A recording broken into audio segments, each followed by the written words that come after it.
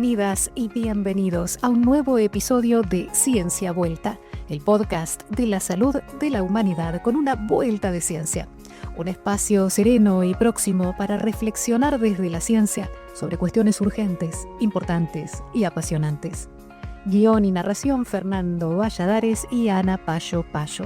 Edición Dani Tudela con las voces de Silvana Buján y Carlota Garrido. Hola, aquí Ana Payo Payo en un nuevo episodio de Ciencia Vuelta. Y aquí Fernando Valladares, con tantas ganas o más que nunca de abordar un gran tema en Ciencia Vuelta. Y es un tema que tiene que ver con lo acontecido en estos meses del verano de 2025, donde hemos sido testigos de grandes incendios forestales que han arrasado miles de hectáreas de bosque. Hasta el 5 de agosto del 2025 todo iba bastante tranquilo, pero de pronto la ola de calor tremenda que tuvo lugar en ese mes impuso un peaje desolador de fuego y destrucción. Es muy importante ahora, que han pasado ya unos meses de esta temporada tan tremenda, refresquemos lo que ha pasado para procurar que no vuelva a pasar. Venga, Fernando, unos datos para centrarnos. ¿Cuánto se ha quemado? En lo que va de 2025, se han quemado en España unas 356.000 hectáreas, con Castilla y León, Galicia y Extremadura a la cabeza de comunidades autónomas afectadas. ¿Cuánto se ha quemado? En Castilla y León el 47%, un 33% va para Galicia y un 13% para Extremadura. ¿Vale? Esto equivale a que se hubiera quemado toda el área metropolitana de Barcelona, que incluye 165 municipios. ¿Vale? Uno de los incendios más grandes que ha habido ha sido el de Mozolas de la Carballeda, que duró 23 días y se quemaron 31.500 hectáreas. Para dar un poco así como de contexto, el incendio de California, ese que nos llegó por todos los medios, que estaba todo el rato en la tele, calcinó como unos 2/3 de esa superficie, 18.000 hectáreas. Así que nada, Fernando, ¿cuál es el coste de lo que se ha quemado? Bueno, hay muchos costes, ¿no? Y hay muchas maneras de estimarlos también. Según el diario Enfoque y la Asociación Nacional de Empresas Forestales, ASENFO, extinguir una hectárea de fuego cuesta una media de 19.000 euros. Vale, pues si yo cojo esos 19.000 euros por hectárea y lo multiplico por las 350.000 hectáreas que se quemaron este año, apagar los incendios habría costado en torno a 6.700 millones de euros. ¡Wow! Eso equivale a 2,5 veces la inversión de la Comunidad de Madrid en atención primaria en el ejercicio 2025. Esto es comparado con lo que gastamos en otras cosas. Pero bueno, ¿qué pasa si lo comparamos con el dinero que gastamos en prevenir los incendios? Pues mira, vamos a poner como referencia el caso de Castilla y León, que precisamente es la que acapara casi la mitad, el 47% de la superficie que se ha quemado este agosto del 2025. Los fuegos habrían supuesto un coste en torno a 3.149 millones de euros. Su extinción. Eso es 15 veces más de lo que Alfonso Fernández Mañueco, presidente de la Junta de Castilla y León, y su gobierno declara haber invertido en prevención y extinción de incendios. 15 veces más. Una fantasía, me parece eso. Eso sin tener en cuenta que la administración castellano-leonesa disminuyó en un 90% su inversión en prevención de incendios entre el 2009 y el 2022. No queda ahí la cosa, sino que tras el primer incendio de la Culebra, la oposición en Castilla y León se unió en las Cortes para reclamar un operativo antiincendio durante todo el año. Pero el PP y Vox tumbaron esa demanda y Suárez Quiñones, el consejero de Medio Ambiente de Castilla y León desde 2015, declaraba en 2018 que mantener efectivos en labores de prevención de incendios durante todo el año era, y cito textualmente, absurdo y un despilfarro. Además, en octubre de 2024 se votó en contra, por parte del PP y Vox, una proposición de ley de bomberos y bomberas forestales que buscaba reconocer la figura del bombero forestal como empleado público y reducir su precariedad. Bueno, y no solo eso, porque tuvimos que ver en ese mes de agosto las vergonzantes confesiones de un funcionario de la Junta confirmando que ni siquiera se habían gastado en prevención el dinero que tenían asignado desde el gobierno central, así que no podían echar ni balones ni culpas fuera. Esta situación, por desgracia, no es única y lo que hace es permitir un complejo ecosistema de figuras de contratación al personal de prevención y extinción de incendios que van desde funcionarios de carrera, personal laboral contratado por la Junta, hasta trabajadores empleados por la empresa pública Traxa, decenas y decenas de subcontrataciones. una infrafinanciación y una maraña administrativa que resulta en la práctica en una gran precariedad laboral y en una dificultad para la consolidación de las plantillas y los profesionales del cuerpo de bomberos forestales. Eso yo creo que en parte pasa porque la verdad es que el papel lo aguanta todo, ¿vale? Pero luego la realidad es que los que se enfrentan día a día en los fuegos y nos protegen sufren las consecuencias de eso. Y para esto no hace falta ni mi relato ni el tuyo, Fernando. Lo cuenta, por ejemplo, Lorenzo Ferrero, que es uno de los agentes medioambientales de la Junta de Castilla y León, que en medio de la vorágine de los incendios se toma el tiempo para reivindicar la falta de recursos y el maltrato no solo institucional, sino mediático que también reciben. Y mira, me voy a permitir leer un extracto de un artículo de opinión que él remitía a uno de los periódicos locales el 18 de agosto del 2025. Ya os digo, en medio de los incendios, ¿vale? Y vi, la noche del domingo 10 al lunes 11 se montó el puesto de mando avanzado entre las localidades de Mozuelas de la Carballeda y Cubo de Benavente.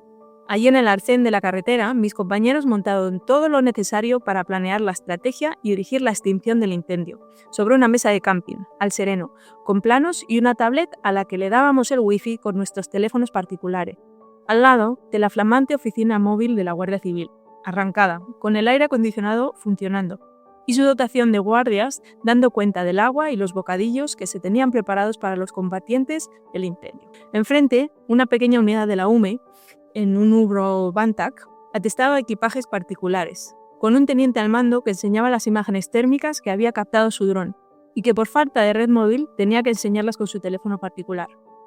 Es tan la pobreza de medios técnicos y materiales para la lucha contra incendios forestales que la Junta de Castilla y León directamente lo oculta y al ciudadano solo le llegan imágenes de la UME, de las BRIF y de la Guardia Civil. ¡Wow! Es tremendo. En agosto no solo escuchamos algunos relatos como este, sino escuchamos a mucha gente hablar, aparte de la precariedad e impotencia de los bomberos, de los técnicos y de diversos expertos, a la propia ciudadanía y muchos voluntarios que se esforzaban en cubrir huecos y aportar sus manos y sus fuerzas en la extinción de las llamas. Bueno, seguimos con los datos, Fernando, si te parece. Vamos a ver qué ha pasado con los incendios en España en los últimos 10 años, ¿vale? Según el último informe de WWF sobre la evolución de los incendios, dicen que el número de incendios ha ido disminuyendo y con ello la superficie anual quemada. En principio esto no es un mal dato, pero la proporción de grandes incendios forestales, que son los que tienen más de 500 hectáreas, ha aumentado en 31%. Y además observan que el 55%, o sea, más de la mitad de los incendios, son intencionados, frente a un 23% que son debido a negligencias y accidentes. Vale. Fernando, ¿tú qué sabes de bosques? ¿Cómo son nuestros bosques? Bueno, hay muchas maneras de definirlos. La verdad es que España tiene una gran superficie forestal comparado con otros países de nuestro entorno, pero la calidad de esos bosques es lo que habría que revisar quizá con más cuidado. Entre el año 2004 y el 2025, la superficie forestal total ha crecido en España más de un 7%, alcanzando más de 28,4 millones de hectáreas. La superficie arbolada se ha incrementado en un 38%, en gran medida debido al decrecimiento de la superficie forestal no arbolada, que representa aproximadamente la cuarta parte. Según el último informe del Gobierno español a la Comisión Europea del año 2019 sobre el estado de conservación de los hábitats de la Red Natura 2000, muestra que los sistemas forestales están en un declive grave y continuado en España. Para el periodo 2013-2018, hasta el 89% de los bosques, se encontraban en estado desfavorable. Tan solo el 5% presenta un estado de conservación favorable. Fernando, y para mí que yo no sé de bosques, ¿qué significa eso? Bueno, por resumir, pues la clasificación en sí con los nombres es bastante intuitiva. Viene a decir que un elevadísimo porcentaje de los bosques de nuestro país no estaban ni están en un buen estado de protección, conservación y gestión. Las tres cosas van un poco relacionadas. La biodiversidad de estos bosques no se encontraba en el momento de estos informes, sino ha cambiado mucho desde entonces hasta ahora, en los niveles óptimos, ni mucho menos, ni siquiera en niveles mínimamente deseables, según distintos baremos de la ciencia de la ecología. Los suelos de estos bosques mostraban síntomas de erosión. La capacidad de los bosques y de los suelos de fijar carbono, de depurar agua y aire, estaba por tanto muy mermada. Vale, entiendo. Vamos al turrón y hablamos de temas de gestión del campo, de esas masas forestales. Venga, hay muchos aspectos que abordar, pero durante las semanas que siguieron a los incendios circularon muchos bulos y sobre todo esas frases que se sueltan con grandilocuencia en las redes sociales, muchas de ellas centradas en la Agenda 2030 y asegurando que esta Agenda 2030 impide la gestión del campo. Ya, bueno, yo creo que es que la circulación de esos bulos responde primero a intereses de carácter privado y no necesariamente legítimos que no se ven claramente, están como subyaciendo y que van radicalmente en contra a los intereses generales de la sociedad. Y segundo, que su propagación de una manera tan incendiaria responde a ese altavoz que tienen las redes sociales y que nace de un desconocimiento profundo de qué es la Agenda 2030. ¿Hay algo que no quedó claro? ¿Hay algún tema que crees que merece más atención? Entonces, ¿te parece? Contamos un poquillo qué es la Agenda 2030. Bueno, en breve es un plan de acción en favor de las personas, el planeta y la prosperidad. Y está inspirado en algo que no provoca sino adhesiones, la Declaración Universal de los Derechos Humanos. Algunos pensaréis, muy bien, Fernando, ¿y esto qué significa para mí? Bueno, es un plan de acción que guiará en qué se invierte el dinero en los países que se adhieran a ese plan.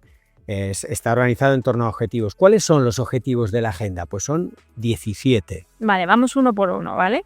Y a mí, si te digo la verdad, muchas veces me sorprende cuando la gente se enfrenta a esto con tanto fervor a la Agenda 2030, porque parecen los mandamientos. El primero, poner fin a la pobreza. El segundo, poner fin al hambre. El tercero, garantizar la vida sana y promover el bienestar de todos. El cuarto, garantizar la educación inclusiva y equitativa de calidad. El quinto, lograr la igualdad de género.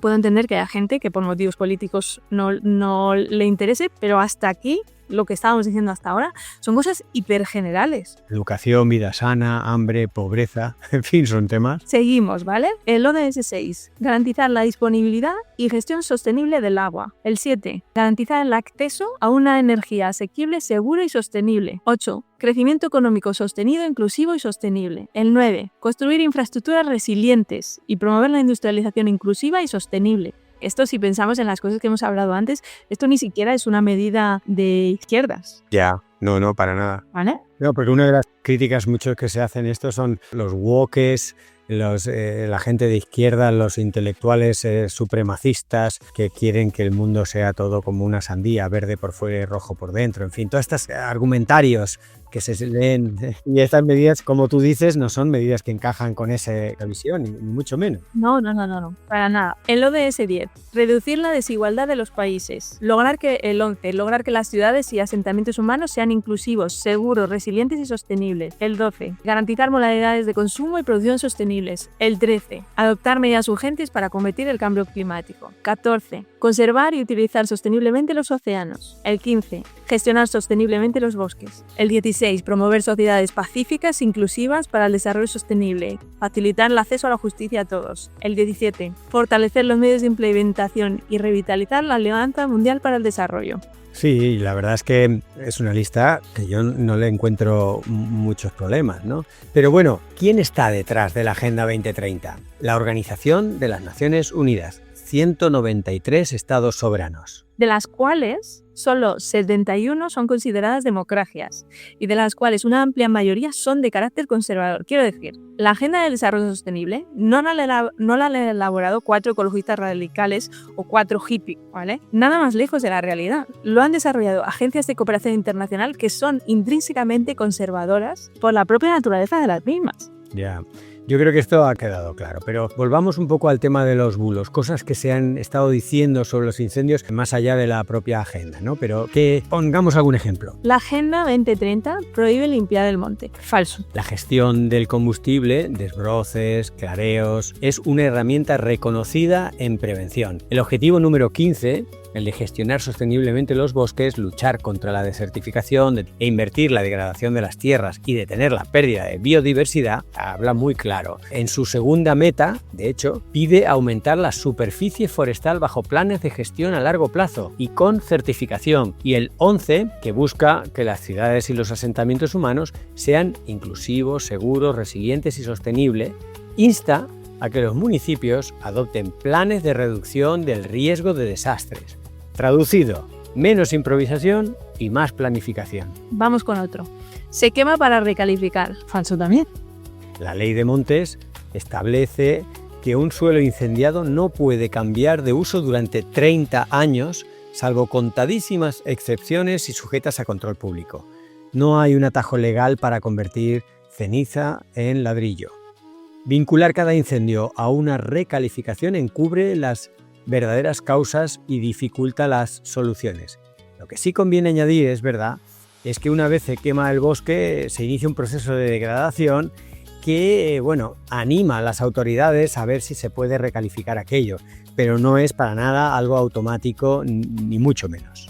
Vale, la Agenda 2030 impone dejar hacer a la naturaleza. Esto es falso también. La Agenda 2030 obliga a actuar. Además del 15.2 de gestión forestal, el objetivo 6.6 exige proteger y restaurar ecosistemas relacionados con el agua, riberas, cabeceras, humedales, clave tras los incendios para evitar erosión y avenidas. Y el punto 11.7 anima a garantizar espacios verdes, seguros y accesibles en ciudades, lo que conlleva ordenar la interfaz urbano-forestal, donde se localizan y donde se mezclan casas y masa vegetal, con franjas de seguridad, edificaciones adaptadas y autoprotección. ¿Hay algo que no quedó claro? ¿Hay algún tema que crees que merece más atención? Escríbenos. Vale, no solo eso.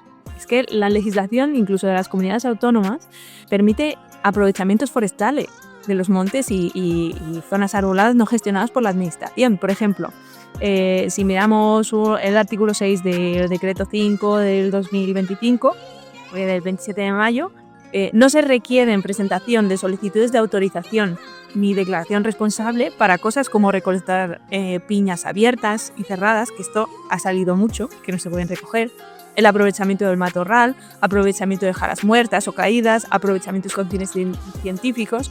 Vaya, que todas estas cosas que se está diciendo por ahí de que se requiere permiso para hacer determinadas cosas, para unas cosas sí, pero para otras no. Y de todas maneras, ante la duda, es que no es difícil ponerse en contacto con los agentes de medio ambiente de cada municipio, que todo el mundo sabe quién son, y preguntarles a ellos directamente qué es lo que se puede y lo que no se puede hacer.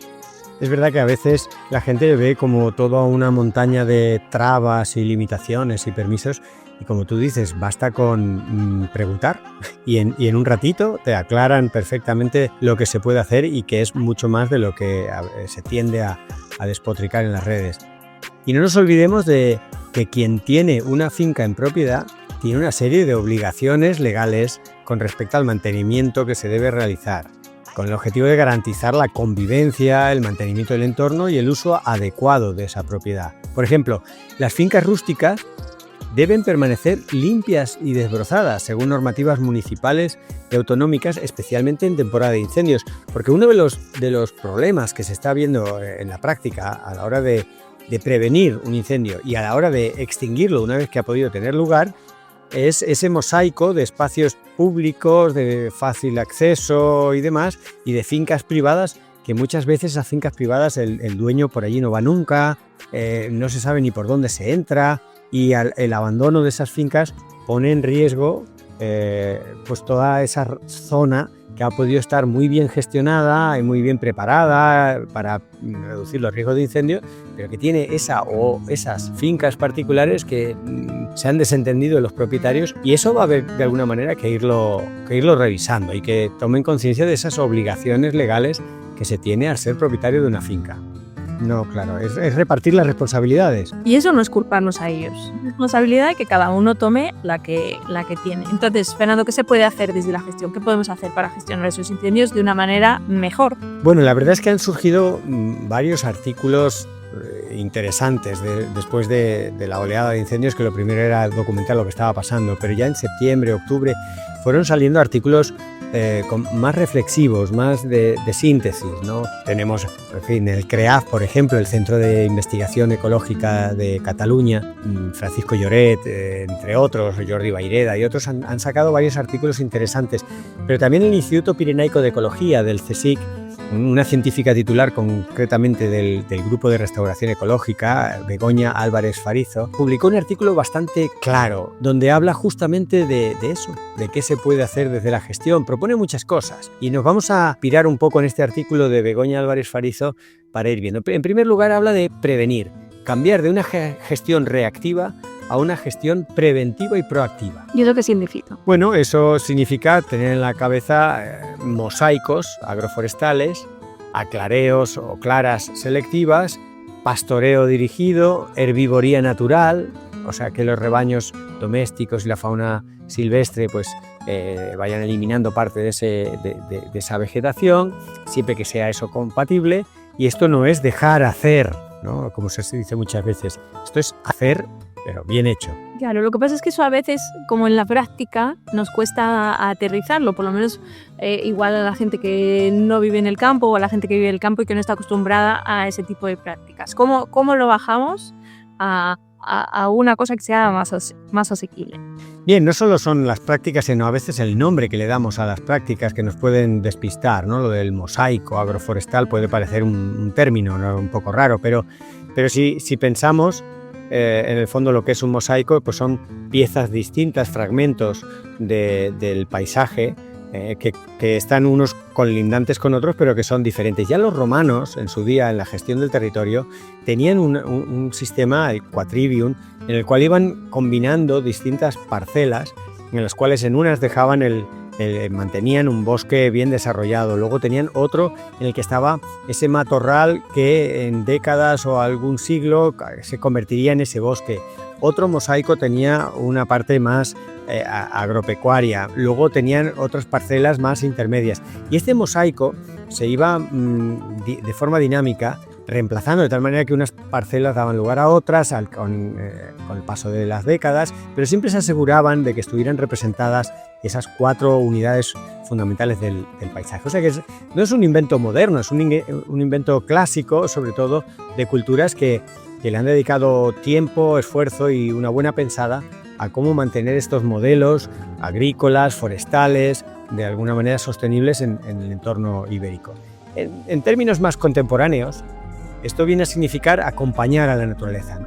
Para que pueda alcanzar con más rapidez esos mosaicos o esas dinámicas, esas estructuras que sabemos que son las que interesan, ¿no? Y que no pierda, sino más bien que gane fertilidad en los suelos, diversidad, que los herbívoros naturales y domésticos mantengan a raya una parte de la vegetación, que pueda ser combustible fácil para los incendios. Identificar, esto es importante también, si se han cruzado o no umbrales de degradación crítica, si se han cruzado a hacer una cosa, restaurar con mirada ecológica, si no se han cruzado a hacer un poco otra, facilitar a la propia naturaleza a que acelere la recolonización de regeneración, etc. Yo todo esto, voy a hacer aquí un inciso, o sea, siempre me lleva a pensar lo mismo, que para que todo esto pase tiene que haber gente en el territorio, y me lleva a otro de esos temas que hablamos siempre transversalmente, que tenemos un episodio específico de eso, que es esa tristeza demográfica y esa despoblación. Pues todo esto solo funciona si hay gente que lo implemente. Pero bueno, entiendo lo que nos estás intentando transmitir. Otra de las propuestas que hace esta investigadora, Álvarez Farizo, es la elección de especies con criterios de riesgo. ¿Vale? Yeah. Esto de la elección de las especies es algo un poco polémico, porque estamos en una sociedad que pone ahí mucho énfasis en esto de la libertad. Yo hago lo que me da la gana, ¿no? ¿Qué pasa si quiero elegir las especies que planto en mi finca?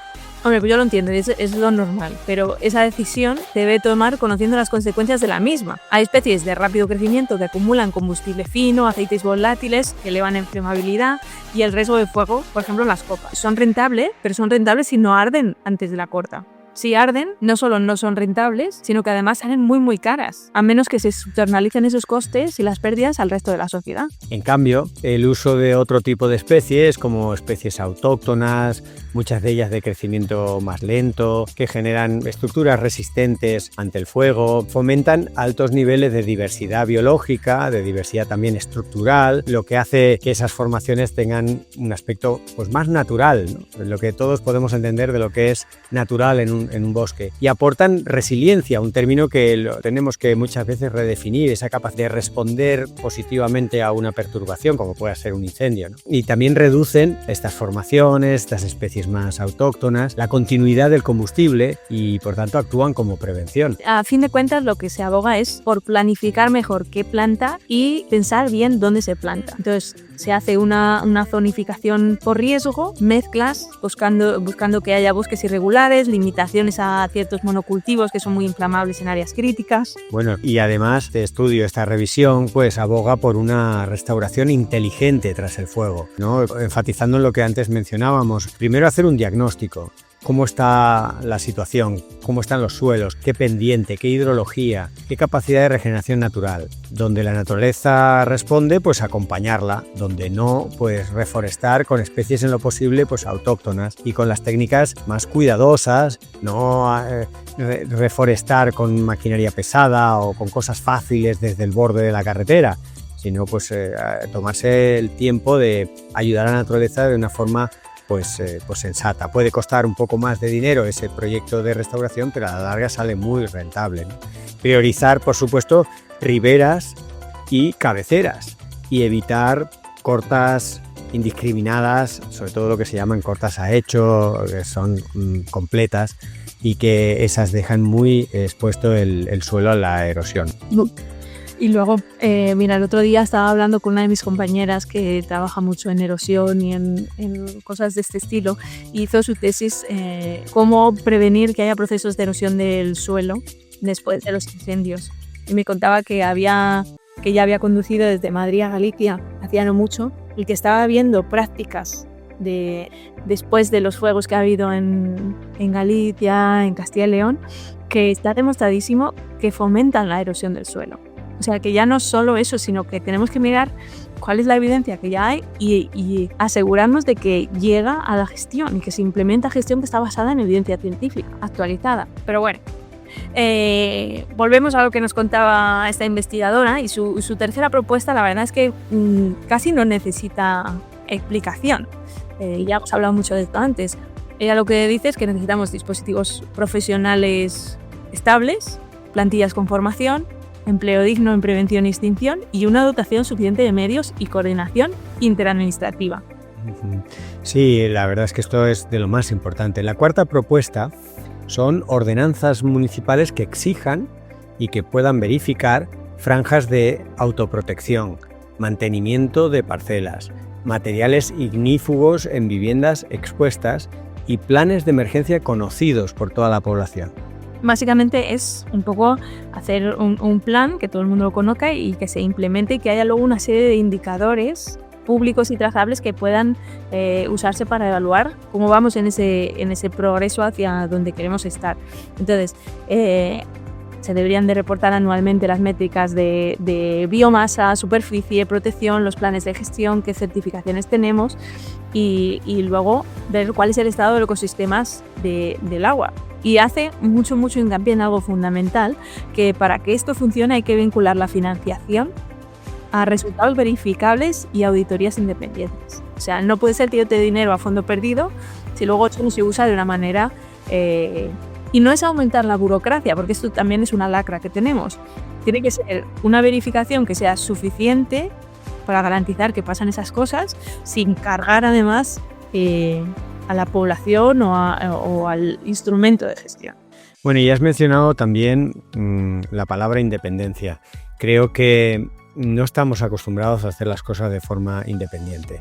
En el mundo académico, en la ciencia, estamos precisamente sí acostumbrados a que los proyectos, las tesis doctorales, muchas cosas sean evaluadas de forma independiente, ¿no? Por unos evaluadores, muchas veces incluso anónimos y demás. Esto en la administración pública y en el día a día de muchas administraciones no es común. Y creo que es importante que aprovechemos los incendios para ahondar en esta independencia.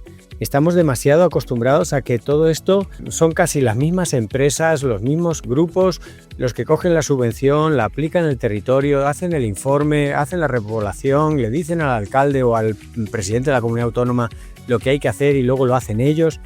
Aquí hace falta más independencia. Creo que tiene que haber expertos y muchas veces lo mejor sería incluso que se contaran con expertos alejados del territorio que pudieran evaluar con esa mirada que te da la distancia si lo que se ha hecho, si los resultados pues son los esperados o no, dónde pueden estar el margen de mejora. Hay que ser en esto mucho más serio y no hacerlo todo de una manera un poco familiar. No quiero caer en la palabra corrupto, porque muchas veces no hay intención estricta de corrupción, pero sí que se acaba cayendo en unos usos muy familiares. Esto lo hace fulanito, esto es la cuadrilla de no sé quién, el experto de tal sitio, que ya nos ha firmado otros informes. No, todo esto al final lo que va llevando es a una degradación de los estándares, a una aplicación muy básica de lo que es el conocimiento científico, y estamos viendo que los escenarios van a la contra, se van haciendo cada vez los escenarios más peligrosos con el cambio climático. Recordemos que la ola de calor, aquí solo un dato, ¿no? La ola de calor del 2025 ha sido extraordinaria.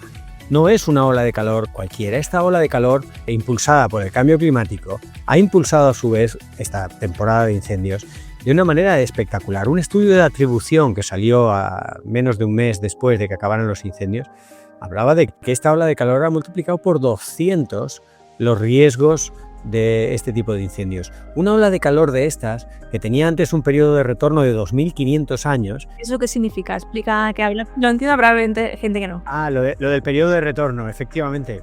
Es verdad que a veces lo del periodo de retorno lo soltamos con mucha alegría. Un periodo de retorno es el tiempo que transcurre hasta que algo estadísticamente vuelve a darse, ¿no? Por ejemplo, el periodo de retorno de una ola de calor como esta del 2025, de agosto del 2025 en España, pues se le ha calculado un periodo de retorno de 2.500 años. Quiere decir que desde la época de los romanos a esta parte, estadísticamente solo ocurre una vez. Ahora, debido al cambio climático de origen antropogénico, el periodo de retorno se ha acortado a solo 13 años. Es decir, lo que antes tardaba o ocurría una vez cada 2.500 años, ahora ocurre cada 13 años. Y esto es un dato solo para ilustrar que el escenario climático en el que estamos, al que se le suman, por supuesto, el abandono rural, cambios de prácticas, etcétera, etcétera, pero ya solo por el escenario de cambio climático debe sacar la mejor versión de todos y todas, debe maximizar las coordinaciones, la puesta en práctica de cosas, y lo que estaba antes diciendo de esa evaluación independiente de si la cantidad de dinero que se adjudica es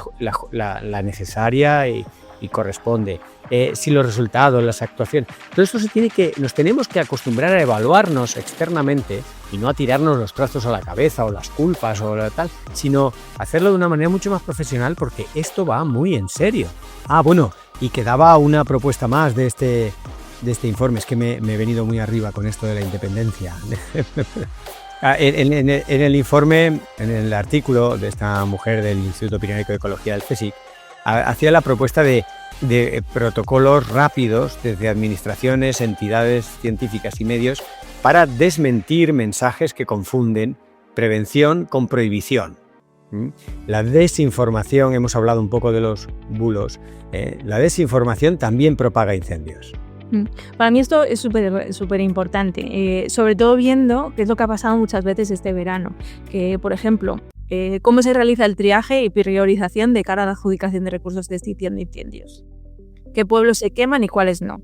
Esto responde a decisiones técnicas y de seguridad. Si se tuvieran recursos ilimitados, pues no haría falta elegir qué cosas se van a apagar y no, porque podríamos apagarlo todo y no tendríamos la extensión de estos fuegos, pero no lo tenemos. Entonces, se toman decisiones, pero en muchos casos, como hay esa urgencia, no hay una figura que comunique esas decisiones a la ciudadanía, o no se hace en tiempo real. Entonces, eso lo que hace es crear como un caldo de cultivo para los bulos y que la desinformación, pues en medio de esa catástrofe de dimensiones difíciles de comprender, se extienda. Eso no ayuda a nadie, ni a la extinción de los incendios, ni a la protección de los bienes y de las personas.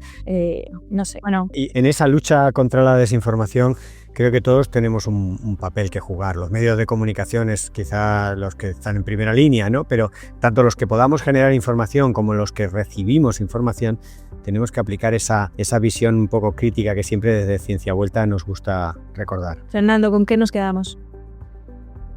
Nos podríamos quedar con tantas cosas, pero yo creo que esa frase tan banal que dice que los incendios se apagan en invierno, ¿no?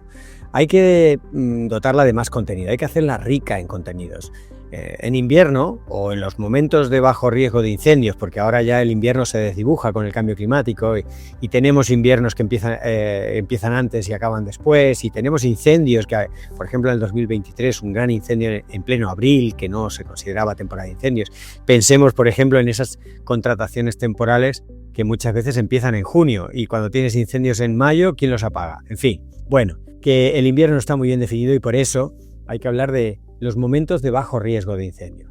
Y ahí hay que planificar, en esos momentos hay que planificar, invertir, colaborar, hay que formar voluntarios, hay que trabajar para que los distintos niveles de las administraciones aprendan a colaborar entre ellas, ¿no? Ayuntamientos, diputaciones, gobierno central deben coordinarse más y mejor. Y todas las instituciones que hemos visto, desde la UME, la Guardia Civil, el SEPRONA, hay que invertir esa temporada en la que no hay fuegos para optimizar los protocolos de colaboración y de distribución de las tareas, ¿no? Talleres también de formación cada año a todos y todas, que todos y todas sepamos qué hay que hacer. Estés en la propia situación del incendio, estés lejos asistiendo en la distancia, que seas voluntario o especialista o gerente o administrador, ¿no? Eso me parece que es con lo que me quedo de todo esto. ¿Y tú, Ana, qué destacarías de lo que hemos hablado? Pues yo, como tú has hecho un buen resumen, yo voy a usar una de esas frases token que no te gustan nada, que es que los incendios no se apagan con agua, es que se apagan con gestión forestal y con planificación territorial. Y con eso la despedida voy dando. Pues sí, venga. Nos quedamos con esa frase y mucho de lo que hemos hablado. Acabamos por aquí, otro temazo de Ciencia Vuelta, y esperamos que os haya gustado este episodio de Ciencia Vuelta y que volvamos a contar con vosotros y vosotras. Un abrazo. Chao. Gracias. Hasta aquí este nuevo episodio de Ciencia Vuelta. Gracias por pensar con nosotros. Esperamos volver a contar contigo pronto en este espacio sonoro de la salud de la humanidad.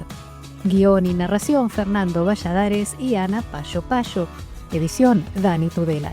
Gracias a Silvana Buján y a Carlota Garrido por regalarnos sus voces.